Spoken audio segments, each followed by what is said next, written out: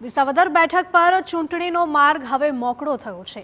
લાંબા સમયથી વિસાવદર બેઠક પડી છે ખાલી, ત્યારે પૂર્વ ધારાસભ્ય હર્ષદ રીબડિયાએ હાઈકોર્ટમાં કરેલી અરજી પાછી ખેંચી છે। ભૂપત ભાયાણીની જીતને પડકારતી કરી હતી અરજી। બાદમાં ભૂપત ભાયાણી પણ રાજીનામું આપતા આ સીટ ખાલી પડી હતી। હાઈકોર્ટમાં અરજી પેન્ડિંગ હોવાને કારણે ન યોજાઈ હતી ચૂંટણી।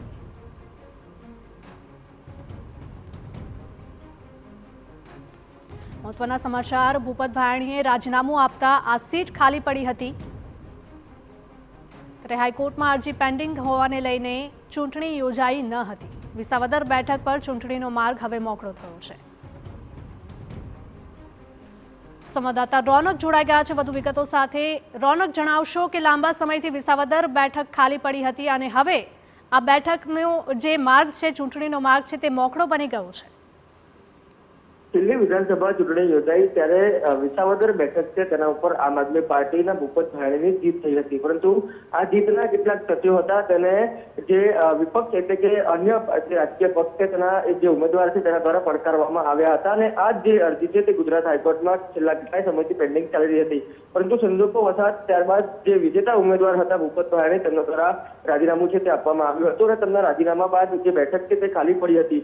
આ બેઠક ખાલી પડ્યા બાદ રાજ્યમાં બે વખત જે પેટા ચૂંટણી છે તે યોજાઈ હતી, પરંતુ વિસાવદર બેઠક પર પેટા ચૂંટણીની જાહેરાત છે તે ચૂંટણી પંચ દ્વારા કરવામાં આવી ન હતી। અનેક વિરોધ છે તે પણ આ બેઠકને લઈને સામે આવ્યા હતા। આ ઉપરાંત જુદા જુદા પક્ષો દ્વારા હાઈકોર્ટમાં પણ જે અરજી કરવાનો પ્રયાસ છે તે કરવામાં આવ્યો હતો, પરંતુ જે જીતને પડકારતી અરજી છે તે પેન્ડિંગ હોવાના કારણે આ બેઠક પર ચૂંટણી યોજવી શક્ય ન હોવાનું જે કારણ છે તે ચૂંટણી પંચ દ્વારા પણ આપવામાં આવ્યું હતું।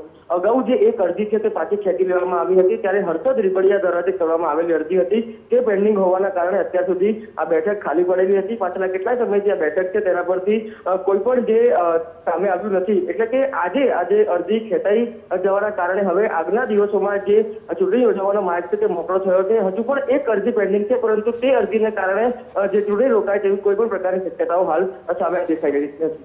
જી બિલકુલ રૌનક, આભાર।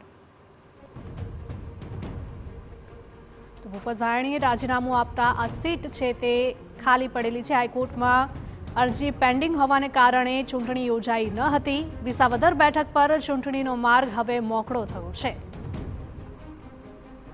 લાંબા સમયથી વિસાવદર બેઠક ખાલી પડી છે।